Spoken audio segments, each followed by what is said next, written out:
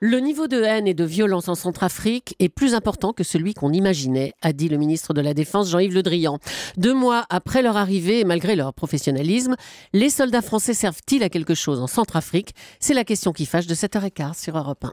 Pour y répondre, Donatella Rovera. Bonjour Donatella Rovera. Bonjour. Vous travaillez pour Amnesty International. Vous êtes à Londres, vous êtes arrivé hier soir après avoir passé 1 mois en République centrafricaine. Alors, je vous la pose très directement cette question. Est-ce qu'aujourd'hui, les soldats français et africains présents en Centrafrique servent à quelque chose ? Ils arrivent à éviter les tueries dans certains cas. Le problème, c'est qu'ils ne sont pas présents partout où ils devraient l'être. C'est pour cela qu'il y a eu de nombreux massacres, que la population musulmane continue d'être prise en cible, d'être contrainte de fuir le pays. Il n'y a pas assez de soldats aujourd'hui pour assurer une sorte de semblant de maintien de l'ordre ?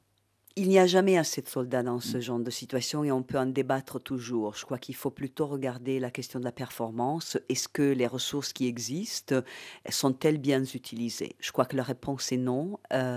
Qu'est-ce que vous avez vu sur place, Donatella Rovera ?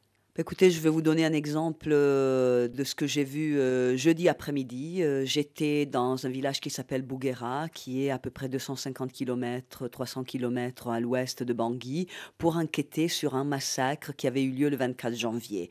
Or, en arrivant sur place, j'ai trouvé qu'il y avait eu un autre massacre qui avait eu lieu le 10 février. La population musulmane qui restait, qui n'avait pas encore été tuée ou contrainte à fuir après le massacre du 24 janvier, a été tuée ou contrainte à fuir le 10 février. Il y avait des corps partout dans les rues, dans le quartier musulman, y compris des corps de femmes, des corps d'un bébé. J'ai trouvé une petite fille d'à peu près 11 ans qui était cachée dans une maison abandonnée. Toutes les maisons des musulmans ont été systématiquement soit brûlées, soit pillées. Donc cette petite était la seule survivante musulmane du village. Elle n'avait ni mangé ni bu depuis 4 jours. Elle n'arrivait pas à se tenir debout. Elle m'a dit que ses parents ont été tués devant elle. Les habitants chrétiens du village m'ont dit de la prendre parce que si elle allait rester là, elle allait mourir parce que personne n'allait s'occuper d'elle. Chose que j'ai faite. Un peu plus au sud, le lendemain matin, je suis passée dans un village qui s'appelle Beaubois, où j'ai trouvé 3 corps, 3 hommes qui venaient d'être tués, toujours par les milices anti-Balaka. Donc tués parce que musulmans ? Oui. Donatella Rovera, est-ce que vous parleriez, vous, de nettoyage ethnique ou de génocide ? Ce sont des mots qu'on commence à entendre. Je n'utiliserai pas le mot génocide, heureusement on n'en est pas là, mais le mot nettoyage ethnique, absolument, c'est exactement ce qui est en train de se passer en République centrafricaine où il y a des milices, les milices anti-Balaka, qui disent très clairement qu'ils veulent tuer les musulmans, qui veulent vider le pays des musulmans. Ils ne le disent pas seulement, mais ils mettent en œuvre leurs menaces en passant à l'acte. Ils ont tué des centaines de civils dans des attaques. S'ils n'en ont pas tué plus, c'est parce que dans quelques cas, les forces internationales ont pu protéger quelques communautés.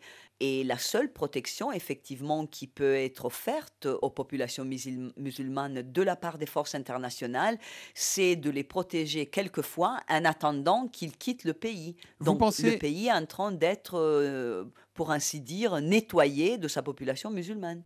Vous craignez qu'il se passe en Centrafrique ce qui s'était passé au Rwanda en 1994 ? Je crois qu'il n'est pas utile de comparer chaque situation assez dynamique. La situation est extrêmement grave en République centrafricaine. La situation est en train de se dégrader également dans l'est du pays, où ça a été assez calme jusqu'aujourd'hui. Elle continue de se détériorer très très rapidement dans l'ouest. C'est des populations qui vivent dans ce pays depuis des centaines d'années qui sont en train d'être liquidées, soit physiquement, soit en les contraignant à fuir. Cela est absolument inacceptable. La communauté internationale doit réagir. Merci Donatella Rovera, conseillère d'Amnesty International pour les situations de crise, d'avoir témoigné sur Europe 1 ce matin. Merci également à Amandine Alexandre qui a permis la réalisation de ce duplex avec Londres où vous vous trouvez. Bonne journée à vous.